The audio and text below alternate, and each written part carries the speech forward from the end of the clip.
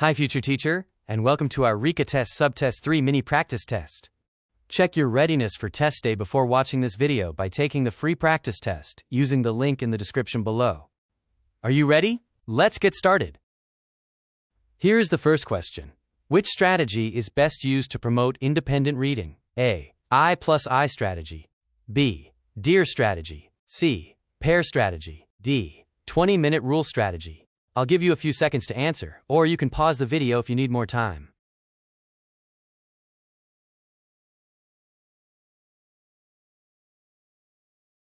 The correct answer is letter A. In order to promote independent reading, use the I+I strategy, which states for the student's interest plus student's independent reading level. Number 2. Having students in your classroom with individualized education programs, or IEPs, means that prior to giving an assessment, the teacher should A. Reserve a quiet space in the library for the students with IEPs to take their assessment. B. Read the California Public Schools website to determine the general outline for IEPs and how to give the assessment. C. Provide each student with an IEP extra time to complete their assessment. D. Determine if the individual student's IEPs state any specific testing accommodations.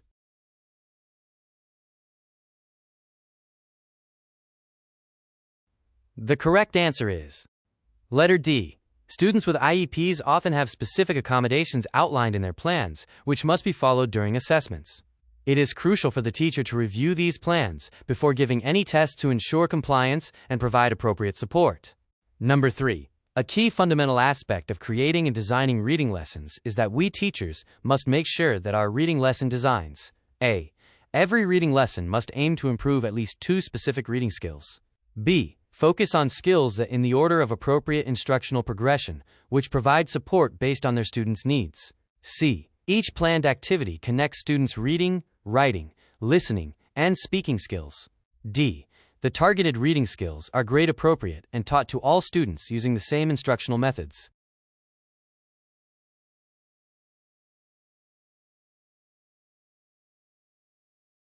The correct answer is letter B. Effective reading lesson design requires a focus on skills that are part of an appropriate instructional progression, providing tailored support based on individual student needs. This ensures that instruction is responsive and builds upon prior learning. Number 4. According to RICA content specifications, the 2 aspects that each reading and language arts programs needs to include: A. Comprehensive instruction and standardized instruction. B. Individualized instruction and comprehensive instruction. C. Balanced instruction and individualized instruction. D. Balanced instruction and comprehensive instruction.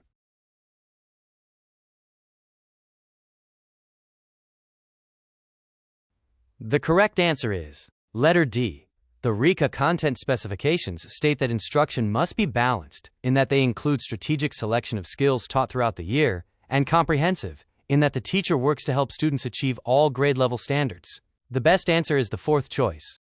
Oh hey, future teacher, if you are finding this free mini practice test helpful, click the link in the description below to get instant access to the full-length version. You might want to check that out. Going back to number 5. Early childhood elementary teachers can best support their students' reading at home by A. Sending a weekly newsletter to the parents or guardians. B. Sharing links to academic reading journals with the parents or guardians. C. Sending a list of recommended book titles for that student to the parents or guardians. D. Sharing the student's latest reading progress with the parents or guardians.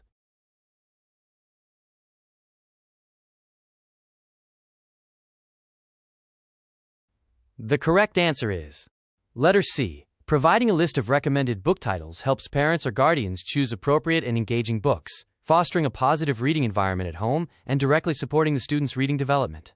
Number 6. What does it mean if a standardized test has reliability? A. A test has reliability if it has been approved by the California State Commission for Teachers. B. A test has reliability if the results yield consistent scores across administrations.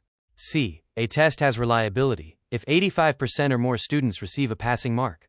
D. A test has reliability if 90% or more students receive a passing mark.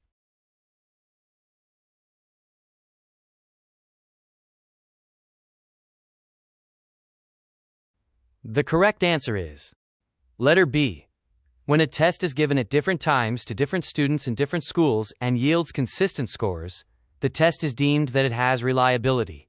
Therefore, the second answer is best here. Number 7. What is the purpose and use of an informal reading inventory, or IRI? A. An IRI is an individualized portfolio of assessments collected over the lifetime of the student at school to show an individual student's reading growth. B. An IRI is an individualized portfolio of assessments collected over the year to show an individual student's reading level. C. A IRI is the individualized portfolio gathered by the student to showcase the student's parent of the work that student is most proud of. D. An IRI is a list kept by the student of all the books they have read starting from the beginning of the year.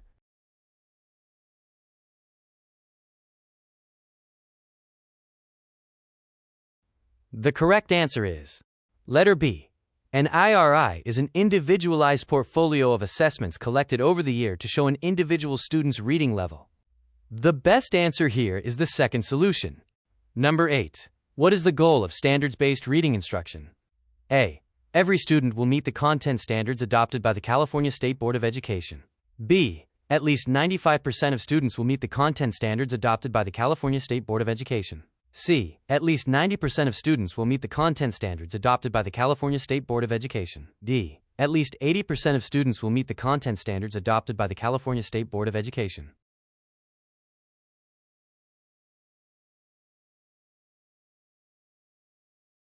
The correct answer is letter A. The goal of the California State Board of Education is that every student will meet the content standards set forth. Number 9. Which of the following questions is the best for a teacher to ask after providing a student with a reading assessment? A. How does this student's reading assessment compare with the whole class reading performance? B. Which grade should this student receive based on this reading assessment? C. How does this reading assessment relate to and build from the student's previous reading assessments? D. How does this student's reading assessment compare with the national reading level?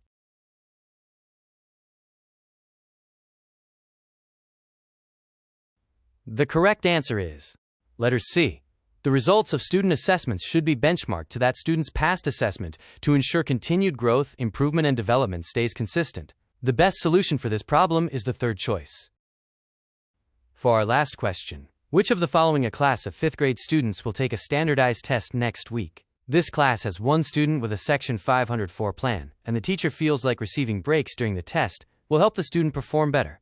Before implementing changes to the testing schedule, this teacher needs to A. Consult the guidelines for this student's Section 504 plan. B. Let the principal of the school know ahead of time. C. Reserve a space in the library for the student to complete the assessment. D. Use the teacher's best judgment for how long and frequent the break should be. The correct answer is letter A. Section 504. Plans are legally binding documents that outline accommodations for students with disabilities. Before making any changes to a testing schedule, the teacher must consult the specific guidelines within that student's 504 plan to ensure all required accommodations are met. That's a wrap for our 10-point practice test. How many points did you get? Want the full version of our online timed RICA test Subtest 3 practice test? Click the link in the description below or visit us at teacherpreps.com.